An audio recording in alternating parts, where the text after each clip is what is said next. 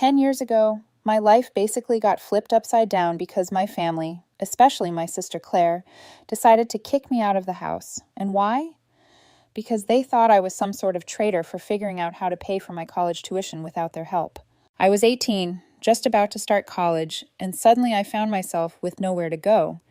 This all happened thanks to Claire, the golden child, who always managed to make me look like I was barely worth anything in comparison. Claire is 4 years older than me, and from the time we were kids, it was clear that she was the favorite. Like, not just a little bit. I mean, my parents were obsessed with her. If she got an A, they'd throw her a freaking parade. But if I got an A, it was like, oh, cool, what's for dinner? You get the idea. So I kind of grew up with the mentality that it didn't matter what I did, because Claire would always outshine me. By the time she went off to a top business school, my parents were all over it like she was some sort of prodigy. They paid for everything. Her tuition, her apartment, her fancy clothes. Meanwhile, I kept my head down and figured I'd have to do things on my own. So when I got accepted into a reputable college in the UK to study history, I thought maybe, just maybe, I'd get a little bit of support. But nope, that wasn't happening. My parents straight up told me they couldn't afford my tuition, which, okay, I get it, college is expensive. But what really pissed me off was that they didn't even want to co-sign a loan. I wasn't asking them to pay the whole thing, just to help me out so I wouldn't be drowning in debt my whole life. But they refused, and we fought about it a lot. Their reasoning? We already paid for Claire's college. We have to think about our future now. Oh, and they were also planning to start some kind of small business around that time, so apparently all their savings were going into that. I was completely stuck. I didn't want to lose the opportunity to go to this college, but it felt like my parents were just throwing obstacles in my way for no reason. They had no problem spending tons of money on Claire, but when it came to me, suddenly they had to be frugal and responsible. I needed help, and it became pretty obvious that they weren't going to give it to me. So with no other options, I turned to my Aunt Denise. Now, Denise is my dad's older sister, and let me just say, she's like the total opposite of my parents. She's a neurosurgeon and honestly way more successful than either of them, but she's also super down to earth. My parents always had this weird tension with her. They'd act all polite at family gatherings, but I could tell they were bitter about how successful she was compared to them. My dad in particular hated feeling like she overshadowed him. I didn't really want to get her involved at first, but I was desperate. I reached out to her one day, asking if she'd be willing to help me with the tuition. She didn't even hesitate. She was like, "Of course I'll help. Why didn't you come to me sooner?" But I was terrified that my dad would find out. If he knew I had gone behind his back to ask for money from his sister, he'd lose his mind. So I begged Denise to keep it a secret. Things were fine for a while after that. I figured I was in the clear. My tuition was covered, and I was getting ready to leave for school. That's when Claire decided to ruin everything. To this day, I still don't know how she found out about me asking Aunt Denise for help, but she did. And being Claire, she couldn't just let it go. She had to blow it up into this huge dramatic thing. One night I came home after hanging out with some friends, and immediately I knew something was off. All my stuff was packed up in boxes. Everything. My clothes, my books, even my bedding. My parents were sitting in the living room, and Claire was standing there with this smug, self-satisfied look on her face. It felt like I had walked into some twisted intervention. My dad didn't waste any time. He threw a stack of papers at me and said, "Explain this." I had no idea what he was talking about. So I looked at the papers, and that's when I realized Claire had gone full psycho. She had fabricated these fake emails between me and Aunt Denise where it looked like I was betraying the family, leaking details about the business my parents were planning to start, in exchange for Aunt Denise paying for my tuition. I couldn't believe my eyes. Claire had gone through my laptop, found some emails between me and Denise, and then doctored them using Photoshop or whatever. She made it look like I had sold out our family. I was stunned. I tried to explain that it was all fake, but my parents didn't even listen. They just stood there saying, "We trusted you, and you stabbed us in the back." It didn't matter what I said. They believed Claire, because of course they did. They always believed her. It was like I didn't even exist anymore. They told me to pack my things and leave right then and there. I was officially kicked out of the house because of a complete lie. I begged them to reconsider. I didn't want to be a burden on Aunt Denise, especially after she had already agreed to pay for my tuition. But my parents didn't care. They said I was a traitor, and they wanted nothing to do with me. So that was it. I left with nothing but the clothes on my back and a few boxes of my stuff. And I moved in with Aunt Denise. Honestly, I don't know how I would have survived if it weren't for her. She took me in without a second thought and treated me like actual family. something I hadn't felt in years. While my parents were busy worshiping Claire and focusing on their future business, Denise was the only one who really cared about me. And for that, I'll always be grateful. But to this day, I can't shake the memory of that night, walking into my house and seeing all my stuff packed up, my parents staring at me like I was a criminal, and Claire standing there with that smug look on her face, knowing she had won. So there I was, kicked out of my own house, standing on Aunt Denise's doorstep with my life in boxes. I was still processing what the hell had just happened. It felt like a bad dream. I mean, how do you go from thinking you're part of a family to being homeless in one night? The whole thing was so surreal, but at the same time, I couldn't say I was that surprised. My parents had always made it clear that Claire came first, but I guess I never thought they'd take it this far. Denise, being the angel that she is, welcomed me with open arms. She didn't ask a million questions. She didn't pry. She just saw that I was hurting and told me that her house was my house for as long as I needed. That kind of kindness, man, it hit me right in the gut, because I realized right then that I had never felt anything close to that from my own parents. So I moved in with her. Here's the next section of the rewritten script with Maya as the protagonist, following the same rules. Word count is about 1050. It was strange at first, waking up in her guest room, looking around at a house that wasn't mine. But over time, it started to feel more like home than the place I grew up in ever had. We started getting closer, talking more about everything. Turns out Aunt Denise knew a lot more about my parents and their BS than I ever realized. She'd been keeping her distance from them for years, only showing up to family events because she felt obligated. She told me something that blew my mind. Apparently, my dad's grudge against her started way before I was born. Denise had always been more successful. She went to med school, got married to a great guy who unfortunately passed away young and was living her life. Meanwhile, my dad was doing okay, but every time they met up, he'd get weirdly competitive. Denise said that their relationship basically became a game of who could look better to the rest of the family. But instead of just being proud of his sister, he resented her. And it wasn't just career stuff. My dad felt overshadowed in every way, financially, socially, everything. I guess that jealousy bled over into how he treated me. Denise had figured all this out years ago, but kept quiet because she didn't want to make things worse for me. Now that I was living with her, though, she told me everything. It was like she was trying to fill in all the gaps in my life that I hadn't been able to make sense of before. Why my parents never seemed to care about what I did, why they always bent over backward for Claire. It all boiled down to some weird family dynamic that I didn't even know existed. Living with Denise was great, but the thing is, I couldn't completely relax. I kept waiting for my parents to call, for Claire to show up out of nowhere, or for them to apologize for what they did. But of course, that never happened.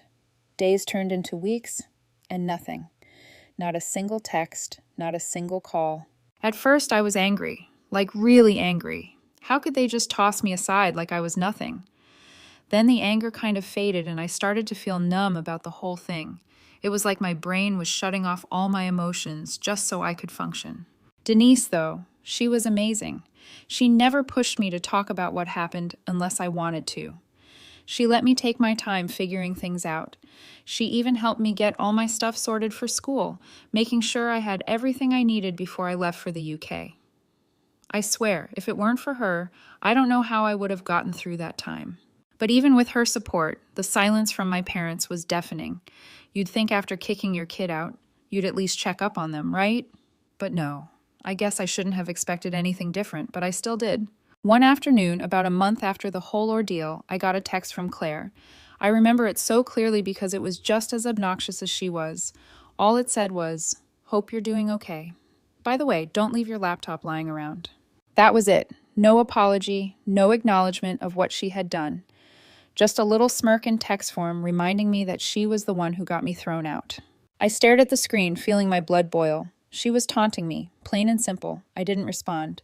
What was the point? Claire wasn't the type to feel guilty about anything. In her mind, she had won some weird family game, and that was that. I thought about texting back something snarky, but I knew it wouldn't make a difference. She'd just get off on it. So I blocked her number and tried to move on. It wasn't easy. Every time I looked at my phone, part of me was still waiting for something from my parents. Maybe a message from my mom saying she regretted everything, or even a passive-aggressive email from my dad pretending like nothing happened. But nope. Radio silence. In the months that followed, Denise and I got into a solid routine. She became more than just my aunt.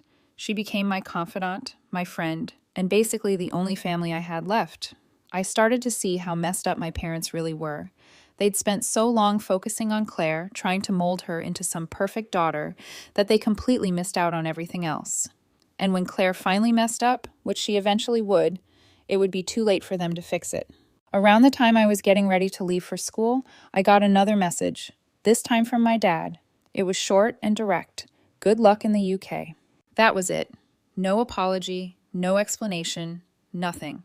It felt like a slap in the face. After everything, all he had to say was, good luck. I didn't even know how to respond, so I didn't. I just deleted the message and tried not to think about it. The day I left for the UK, Denise drove me to the airport. She hugged me and told me how proud she was, how she knew I'd do great things.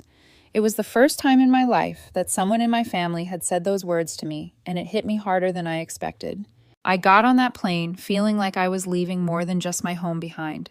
I was leaving behind the part of me that had always tried to seek approval from my parents. From that moment on, I decided I didn't need them anymore. I had Denise, I had my future, and I had myself. If they wanted to reach out, fine, but I wasn't going to waste any more energy chasing after people who clearly didn't care about me. I was done. So, life in the UK was going great. I settled into college, made some friends, and for the first time in years, I wasn't constantly thinking about my family. I won't say I forgot about them, I don't think that's possible, but they definitely weren't on my mind as much anymore. I was focused on my studies, figuring out my future, and just trying to enjoy life without the drama that came with living under my parents' shadow. But of course, just when things were going smoothly, something had to come and mess it up. I finished college and I came back to my city. I found a very good, high-paying job, and then I got a call from my mom. Yeah, my mom. The same woman who hadn't spoken to me since the day they kicked me out. It was totally unexpected. I was sitting in my apartment going over some notes for work when my phone buzzed. I saw her name pop up, and for a second I thought I was seeing things. I stared at the screen, my mind racing. Should I answer it? Ignore it? After everything that had happened, why would she be calling me now? I let it ring a few more times, and then against my better judgment, I picked up. Hello, I said, trying to sound calm, even though my heart was pounding. There was a pause on the other end, like she wasn't sure what to say. Finally, she spoke. Hi, it's your mother. No kidding. Who else would it be? I didn't say that, though. I just stayed quiet, waiting for her to explain why she was calling after almost 2 years of nothing. She hesitated again, and then out of nowhere she said, "We need to talk." Here's the next section of the rewritten script with Maya as the protagonist, following your rules. This part is about 10-50 words. I couldn't help but scoff. Now she wanted to talk? After everything? It was so typical of her. But even though I was annoyed, a part of me was curious. What could possibly be so important that she was reaching out after all this time? About what? I asked, keeping my tone as neutral as possible. Your father and I, we want to see you, she said, stumbling over her words like she was trying to figure out how to phrase it right. I could already tell where this was going. They didn't actually want to see me because they missed me or felt bad for kicking me out. There was something they needed, and I had a pretty good guess about what it was. I sighed, leaning back in my chair. Why? I asked bluntly. She didn't answer right away, which pretty much confirmed my suspicions. When she finally did speak, her voice was quieter, like she was trying to sound all motherly and concerned. Your dad and I, we've been going through a hard time. Things haven't been easy since the pandemic. There it was, the real reason behind the call. It was exactly what I thought, money problems. I hadn't heard much about their business since I left, but I knew it wasn't doing well. Denise had mentioned something in passing about how their shop wasn't thriving the way they had expected, and with the pandemic, it made sense that they'd be struggling. But I wasn't going to jump in and save them. Not after everything they had done to me. Okay, I said, my voice flat. I wasn't about to make this easy for her. Your sister Claire, she's been managing things for us, but she started, and that's when I cut her off. Let me guess, I said, already knowing where this was headed. Claire screwed it all up. There was a long pause on her end, which was answer enough. Of course Claire had messed it up. I don't know why they were surprised. She was always more interested in looking good than actually doing the hard work. They had put all their faith in her, and now it was backfiring. My mom let out a shaky breath. Things haven't been going as planned, she admitted. and we need help." I laughed. I couldn't help it. After everything, after throwing me out, cutting me off, letting Claire walk all over me, now they wanted my help? The audacity of it all was unreal. "Unbelievable," I muttered under my breath. "What's so funny?" my mom asked, sounding genuinely confused, like she couldn't understand why I wasn't jumping at the chance to swoop in and save the day. "You're serious? You actually think I'm going to help you?" I said, my voice rising. I could feel the anger bubbling up, all the emotions I'd been pushing down for the past 2 years coming to the surface. "We're your parents," she said, her voice wavering. "We made mistakes, but we need you." I shook my head, even though she couldn't see me. "You didn't just make mistakes, Mom. You kicked me out of the house. You believed Claire's lies over your own daughter. You haven't spoken to me in years, and now you need me. And suddenly I'm supposed to drop everything and come running?" She was quiet after that. I could tell she didn't know what to say. She probably wasn't used to me standing up for myself like this. Back when I was still living at home, I would have just gone along with whatever they said, hoping it would keep the peace. But not anymore. I had changed, and I wasn't going to let them walk all over me again. Finally, she spoke, but her tone had changed. She wasn't trying to be all soft and caring anymore. Now she sounded irritated, like she couldn't believe I was being so difficult. "We're still your family," she said sharply. "You owe us at least that much." That was it. That was the final straw. I didn't owe them anything. In fact, they were the ones who owed me. An apology, for starters. But I wasn't holding my breath on that one. "I don't owe you a damn thing," I said, my voice cold. "If you need help, go ask Claire. She's your golden child, remember?" Without waiting for her to respond, I hung up the phone. My heart was pounding and my hands were shaking, but I felt a strange sense of relief. I had finally said what I needed to say. They could figure out their mess on their own. I wasn't going to be part of it. That night, I called Aunt Denise and told her what happened. She wasn't surprised at all. "They've been relying on Claire for years," she said. "It was only a matter of time before it all caught up to them." We talked for a while, and by the end of the call, I felt even more certain that I'd made the right decision. My parents had chosen Claire over me, and now they were paying the price. As harsh as it sounded, it wasn't my responsibility to fix their mistakes. For the first time in a long time, I felt free. I didn't need their approval or their acceptance.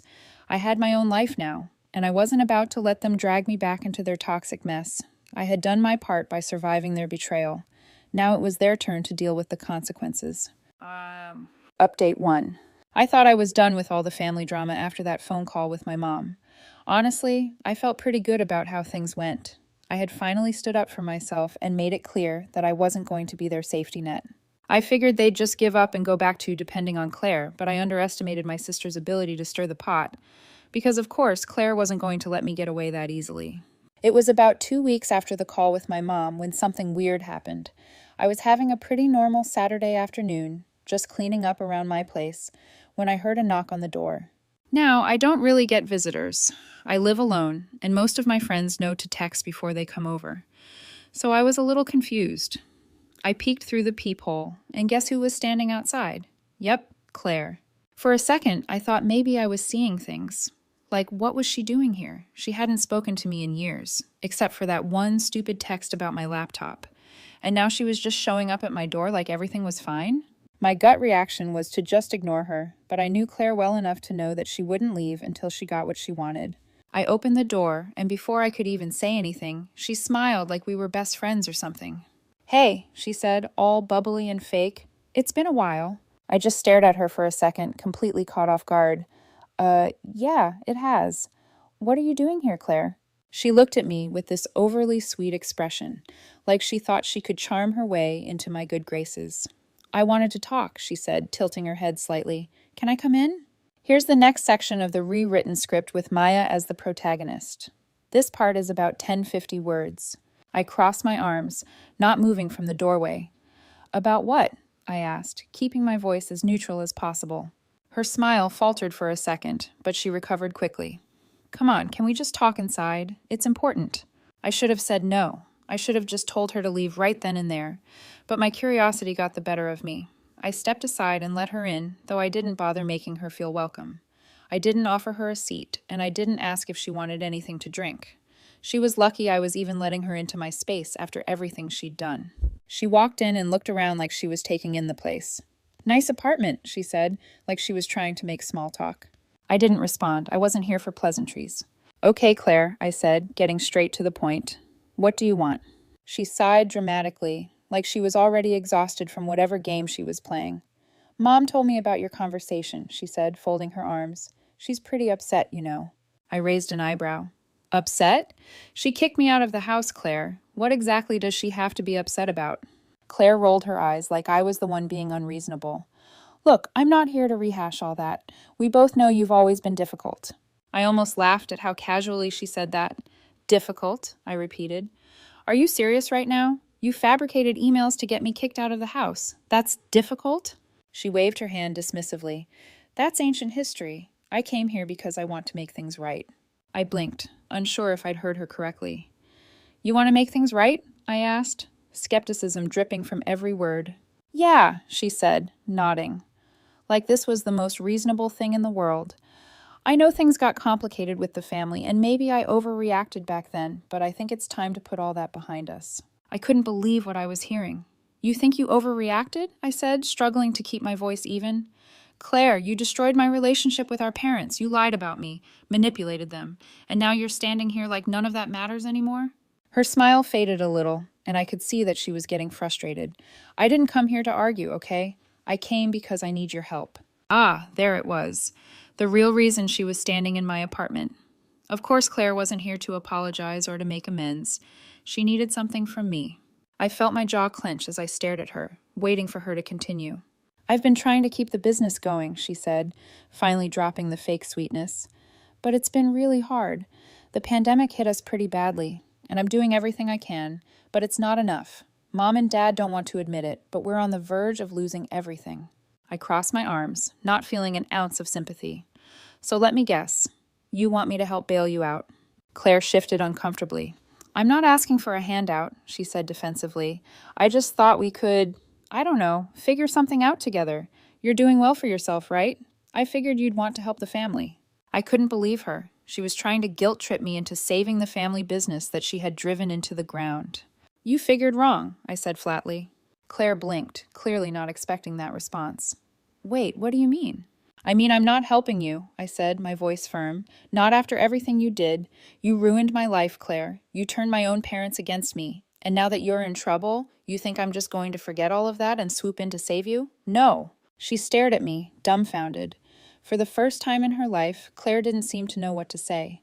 But we're family, she said weakly, her voice losing some of its confidence. I shook my head. We stopped being family the day you made it your mission to destroy me. Claire's face went pale. She wasn't used to hearing no, and I could tell she was struggling to process it. After a long, awkward silence, she stood up. Fine, she said coldly, if that's how you want it. That's how it's going to be, I said, standing my ground. You made your choices, Claire. Now you have to deal with the consequences. Without another word, she stormed out of the apartment, slamming the door behind her. I stood there for a minute, letting the tension drain out of me. Part of me felt bad, like maybe I was too harsh. But then I remembered everything she'd put me through, and that guilt faded fast. For the first time in years, I felt like I had control over my life. I wasn't living in Claire's shadow anymore. I wasn't the second choice or the scapegoat. I was finally free from all of it. Update 2. I thought that after Claire stormed out of my apartment, things would go quiet, like she would finally get the message that I was done with her and the whole family drama. But of course, I underestimated just how stubborn she could be. It wasn't even a full week later when the next wave hit, and this time it wasn't Claire knocking on my door. It was both my parents. It was a Saturday again. Funny how these things always seem to happen on my days off. I was just sitting on the couch, scrolling through my phone, when the knock came. It wasn't soft either. It was one of those heavy, insistent knocks that tells you whoever's on the other side isn't leaving anytime soon. I got up, already having a feeling about who it might be. And when I opened the door, there they were, my mom and dad, standing together like some kind of united front. My dad looked uncomfortable, like he didn't really want to be there. But my mom, she had that look in her eye, the one that said she was determined to fix whatever mess had been made, even if it meant bulldozing her way through. I sighed, leaning against the doorframe. What do you want? My mom gave me a strained smile, trying to keep things friendly, I guess. Can we come in and talk? We need to sort some things out. I was tempted to slam the door in their faces, but part of me figured that if I didn't let them in now, they'd just keep showing up. So with an exaggerated sigh, I stepped aside and let them in. They walked in, glancing around the place like they were expecting something more than a basic apartment. My dad stayed quiet, but my mom went straight for the couch, sitting down and patting the seat next to her like I was some little kid she was trying to console. "I'll stand," I said flatly, crossing my arms. "All right," she said with a tight smile. "Look, we know things have been difficult between us." "Difficult?" I repeated, raising an eyebrow. "That's what you're calling it?" Here's the next section of the rewritten script with Maya as the protagonist. This part is about 1050 words. My dad finally spoke up, his voice low and gruff. "We didn't come here to argue." "Then what did you come here for?" I asked, not even bothering to hide my frustration. "Because I'm pretty sure we've already been over everything. Claire tried, you tried, and I made myself clear. I'm not helping." My mom's smile wavered a little. She probably wasn't used to me talking back like this. "That's not why we're here," she said, leaning forward slightly. "We're here because we want to apologize." I almost laughed. Apologize? For what, exactly? Kicking me out? Believing Claire's lies? Or was it that you didn't even bother checking in on me for 2 years? My mom's face tightened, and my dad shifted uncomfortably, looking like he wanted to be anywhere but here. It was clear they weren't expecting me to throw it back in their faces like that. "We know we made mistakes," my mom said, her voice quieter now. "But we're family, and family has to stick together." I could feel my patience wearing thin. This was just more of the same. Every time something went wrong, they'd pull out the family card, like it was supposed to erase everything that happened. But I wasn't falling for it this time. "You guys are only here because you need something from me," I said bluntly. "If things hadn't gone south with the business, I wouldn't even be hearing from you. Let's not pretend this is about family." There was a moment of silence, and then my dad finally spoke up again. His voice was rough, but more honest than anything I'd heard from him in years. "You're right." That caught me off guard. I blinked, staring at him. "What?" "You're right," he repeated, sighing heavily. "We screwed up. We believed Claire. We pushed you out, and we didn't even think twice about it. And now, well, now things are falling apart, and we're desperate." I didn't know what to say. I wasn't expecting him to actually admit it. My mom, on the other hand, looked like she was trying not to lose her cool. Clearly, she hadn't planned for him to just lay it all out like that. "I appreciate the honesty," I said after a long pause, "but that doesn't change anything." My mom cut in then, her voice sharper. "It doesn't change the fact that we need you, and you owe us after everything we've done for you." And there it was again, that sense of entitlement. They really believed I owed them something just because they were my parents. Like all the years of neglect and favoritism didn't matter. And now that they were in trouble, I was supposed to bail them out? "I don't owe you anything," I said, my voice cold. "Not after the way you treated me. You made your choice when you believed Claire over me, when you threw me out and didn't even check if I was okay. Now you want me to save you? That's not how this works." My dad didn't say anything. He just sat there, staring at the floor like he was ashamed. But my mom, she wasn't done yet. "We're your parents," she said, her voice rising. "We raised you. We took care of you. And now you're just going to abandon us?" I shook my head, almost feeling sorry for her at this point. "You didn't take care of me. Aunt Denise did. You chose Claire, and now you're stuck with her. That's on you." My mom looked like she was about to explode, but my dad put a hand on her arm, stopping her from saying whatever was about to come out of her mouth. He stood up, looking me in the eye for the first time since they walked in. "We understand," he said, his voice steady but sad. "We're not going to push you anymore. We just needed to try." For a second, I almost felt bad for him, but then I remembered everything they had put me through, and that sympathy disappeared. "I hope you figure it out," I said, stepping toward the door and opening it for them, "but I'm not going to be part of it." My dad nodded, like he'd expected that. My mom, though, gave me one last look, half angry, half pleading. But when she saw I wasn't budging, she stood up and followed him out. As they left, I closed the door behind them and stood there for a moment, letting the silence settle in. I'd done it. I had finally stood up to them, and for the first time it felt like I was really free. Update 3. I thought that would be the end of it. I thought they'd finally leave me alone. But if there's one thing I've learned about my family, it's that they never go down without a fight. A week later, I got an email. Not a text, not a phone call. An email. It was from Claire. The subject line read, "We're not finished." Against my better judgment, I opened it. The email was long, but the gist of it was this. She wanted me to reconsider. She said the family business was our legacy, and that it wasn't fair for me to just walk away and leave them to deal with the fallout. She even had the nerve to say that she'd forgiven me for going behind our parents' backs to get Aunt Denise's help, as if she hadn't fabricated evidence and destroyed my life in the process. I stared at the screen, my hands shaking with rage. The entitlement, the arrogance, it was all there in black and white. Claire actually believed she could rewrite history and paint herself as the victim. I didn't respond. I didn't even want to give her the satisfaction of knowing I'd read it. I just hit delete and moved on with my day. But inside, I was seething. And I realized something important in that moment. I wasn't angry because of the email itself. I was angry because a part of me still wanted closure, some kind of acknowledgement from them that what they did was wrong. And I finally understood that I was never going to get it. They weren't capable of admitting they were wrong. Not Claire, not my mom, not even my dad. And waiting around for that apology was only going to keep me chained to the past. So I made a decision. I was done waiting. I was done hoping. From now on, I wasn't just going to survive without them. I was going to thrive. Here's the next section of the rewritten script with Maya as the protagonist. This part is about 1050 words. After deleting Claire's email, I felt lighter, like I'd finally taken the first real step toward cutting the last threads that tied me to them. I threw myself into work. My job was demanding but rewarding, and for the first time in my life, I felt like I was building something that was entirely mine.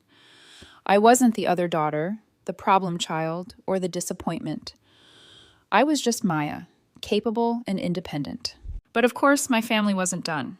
It was another Saturday afternoon when it happened. I'd just come back from grocery shopping and was putting things away when there was another knock at the door. My stomach sank immediately. I walked over, looked through the peephole, and my heart nearly stopped. It wasn't Claire this time. It wasn't even my parents. It was all three of them. Claire, Mom, Dad, together. For a second, I considered not opening the door, just pretending I wasn't home, but I knew them well enough to know they'd just keep knocking until the neighbors complained. So with a deep breath, I opened the door. They stood there awkwardly, like they hadn't actually planned what to say. Claire was the first to speak. "Can we come in?" she asked, her voice surprisingly soft. I leaned against the door frame, crossing my arms. "Why?" "Because we need to talk," Mom said quickly, stepping forward like she thought sheer determination would get her through. I hesitated, then finally moved aside. Fine. If they wanted to talk, we'd talk. But I wasn't going to make it easy for them. They walked in, and immediately the tension was so thick you could cut it with a knife. I didn't offer them seats this time. If they wanted to stand there uncomfortably, that was their problem. "So," I said, my voice sharp, "what's this about?" Claire exchanged a look with my mom, then cleared her throat. "We've been talking, and we realized we've made mistakes." I almost laughed. "Realized? After all these years?" Dad spoke up then, his voice heavy. "We were wrong, Maya, about everything. About how we treated you, about believing Claire, about not supporting you. He paused, looking down at the floor. "We failed you." For a moment, I just stared at him. It was the first time I'd ever heard my dad admit something like that. But before I could even process it, Mom cut in. "That's not the point right now. The point is, we need to move forward as a family, and to do that, we need your help." And there it was, the truth. "You almost had me," I said, shaking my head. "For a second, I thought you were actually going to take responsibility. But no, this is just another attempt to rope me back in." Claire's face tightened. "It's not like that. Look, I know what I did was wrong. I was jealous, okay? You always had this connection with Aunt Denise, and I hated it. I wanted to be the center of attention, and I went too far. I'm sorry." Her voice cracked a little, and for the first time, she actually looked sincere. But I didn't trust it. Not yet. "You ruined my life, Claire," I said quietly, my voice trembling with the weight of it. "You didn't just go too far. You deliberately destroyed me. You made me homeless. You turned my own parents against me. And now you're standing here acting like an apology is enough?" She flinched, her eyes darting to the floor. "We know we don't deserve your forgiveness," Dad said softly, "but we're asking anyway, because without you, we're falling apart." I shook my head, laughing bitterly. "Do you even hear yourselves? You're not apologizing because you care about me. You're apologizing because you need me. That's not love. That's desperation." Mom's face hardened. "You're being dramatic, Maya. We're trying to fix things." "No, you're not," I snapped. "You're trying to use me, again, just like you always have." The room went quiet. My chest was heaving, my hands clenched into fists. I'd never felt so raw, so exposed. Finally, Claire spoke again, her voice small. So, that's it? You're just going to turn your back on us? I looked at her, and for the first time in my life, I didn't feel like the little sister in her shadow. I felt strong. You turned your back on me a long time ago, I said. I'm just finally doing the same. There was nothing else to say. I opened the door, standing there silently until they got the message. One by one, they walked out. Claire lingered for a second like she wanted to say more, but in the end, she just shook her head and followed our parents. When the door closed behind them, I let out a shaky breath I hadn't realized I'd been holding. My legs felt weak, and I sank onto the couch, burying my face in my hands. It was over. At least I hoped it was. Update 4. A few days later, I got a letter in the mail. Not an email, not a text, a physical letter. The handwriting on the envelope was my dad's. Inside was a single sheet of paper. Maya, we know we've lost your trust, maybe forever. We can't undo what we did, but please believe that we do love you. We're proud of the woman you've become, even if we never showed it. If you never want to see us again, we'll understand. But the door is always open if you change your mind. Love, Dad. I read it over and over, my heart twisting. Was it genuine? Was it just another ploy? I didn't know. What I did know was that for the first time, they weren't demanding anything. They weren't guilting me or trying to manipulate me. They were just admitting defeat. I folded the letter carefully and set it aside. I wasn't ready to forgive them. I didn't know if I ever would be. But for once, I felt like I had the power. And that was enough. Here's the next section of the rewritten script with Maya as the protagonist. This part is about 1050 words. Weeks passed after that letter. I kept it tucked away in a drawer, hidden but not forgotten. Sometimes I'd pull it out late at night, read it again, and wonder if maybe, just maybe, my dad had meant it. But then I'd remember my mom's sharp voice, Claire's smug expression, the night I was kicked out with nothing but boxes, and the hope would vanish. Words on paper couldn't erase years of betrayal. Life moved on. Work was good, and I was slowly building a circle of friends who felt more like family than my real one ever had. Denise remained my rock, always checking in, always reminding me that I wasn't alone. Then, out of nowhere, another knock on my door came one Saturday morning. This time it wasn't Claire. It wasn't my parents. It was a delivery man with a package. When I signed for it and brought it inside, I saw the sender's name, Claire. My stomach twisted. I wanted to throw it straight in the trash, but curiosity got the better of me. I tore open the box and found a stack of binders, receipts, and documents, clearly related to the family business. On top was a note in Claire's handwriting. If you don't help, we're finished. That was it. No apology, no explanation, just desperation disguised as a plea. I laughed out loud, the sound harsh in the quiet of my apartment. After everything, she still thought she could dump her problems onto me. Still thought I'd swoop in like some savior and fix it all. Not this time. I shoved the box into the closet and left it there, untouched. If they wanted to fall apart, that was their problem. I wasn't their safety net anymore. Update 5. A couple of months later, I ran into someone I hadn't seen in years, an old family friend who used to live down the street from us when I was a kid. Her name was Marjorie, and she'd always been kind to me, even when my parents weren't. We bumped into each other at the grocery store. She lit up when she saw me. Maya, oh my goodness, you've grown into such a beautiful young woman, she said, pulling me into a hug. I smiled awkwardly. Compliments still felt strange sometimes. Hi, Marjorie. It's been a long time. She nodded. It has. How's your family? That question hit me like a punch to the gut. I hesitated, then shrugged. Complicated.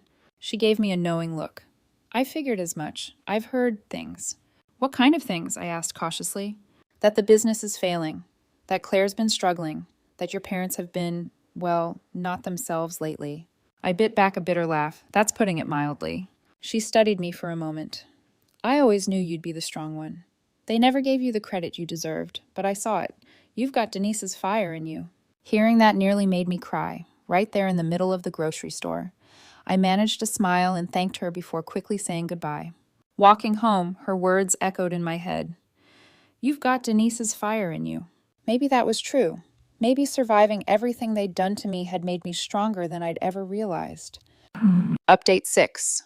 It was almost a year after that first phone call from my mom when I finally got another message from my dad. This time, it wasn't a letter. It was a voicemail. His voice was tired, worn down. Maya, it's Dad. I just wanted to say I'm proud of you. I know we didn't show it, and I know we don't deserve another chance, but I needed you to hear it from me. I'm proud of you. I listened to it over and over, tears streaming down my face. It was the one thing I had wanted to hear my whole life, and yet it felt too late. You can't erase years of neglect with a single voicemail, but still, some part of me clung to those words. I didn't call him back. I couldn't. But for the first time, I didn't feel angry. I just felt sad. Sad for the family I never really had. Sad for the little girl who had tried so hard to be good enough. Sad for the father who finally realized too late what he'd lost. Shown. Update 7. The last time I saw them was at a family gathering. Denise had dragged me along, insisting it would be good for me to show my face. When I walked in, heads turned. Claire froze like she'd seen a ghost. My mom stiffened, her lips pressed tight. My dad looked down at his shoes. I didn't say much. I just sat with Denise, talked to some cousins, and left before dessert. But as I walked out, I caught my dad's eye. And in that moment, I saw regret written all over his face. Maybe one day that would be enough, but for now, I had my boundaries. I had my peace. And I wasn't giving either of those up for anyone. After that family gathering, I finally understood something. Closure doesn't always come the way you want it. Sometimes it isn't a dramatic apology or a heartfelt reconciliation. Sometimes it's just acceptance, knowing the people who hurt you may never change, but you can. I stopped waiting for them to acknowledge what they'd done. I stopped replaying that night when I walked in to see all my belongings packed into boxes. I stopped letting Claire's smug face haunt me. Instead, I focused on my life. I poured myself into work, and soon I was promoted to a position I'd only dreamed about back in college. I moved into a bigger apartment, one that actually felt like mine. I decorated it the way I wanted, filled it with plants, photos of friends, and little things that made me happy. And through it all, Denise was there, steady, supportive, reminding me that family isn't about blood. It's about who shows up, who cares, who stays. One evening, over dinner at her place, she looked at me with tears in her eyes. "You know," she said softly, "I think your strength saved me too. Watching you stand up for yourself. It reminded me why I kept my distance from your father all these years. You're braver than I ever was." That broke me a little. I reached across the table, squeezing her hand. "No, Aunt Denise. You're the reason I survived it all. You're the one who gave me a home when they took everything away. I'll never forget that." She smiled through her tears. Maybe we saved each other. Months later, I heard through the grapevine that the business finally collapsed. Claire had tried everything, but her ego wouldn't let her admit defeat until it was too late. My parents lost most of their savings. And a part of me didn't feel anything. No satisfaction, no triumph, just a quiet emptiness. Because the truth is, revenge or karma doesn't heal you. What healed me was choosing to let go. One night, I sat on my balcony, looking out at the city lights, and I realized something. I didn't hate them anymore. I didn't forgive them. Not really, but I didn't hate them either. They just weren't part of my life, and that was okay. I had built something better. Final update. It's been over a decade since that night when Claire forged those emails and my parents threw me out. If you'd told 18-year-old me that I'd be here today, successful, independent, at peace, I wouldn't have believed you. Back then, I thought my world was ending.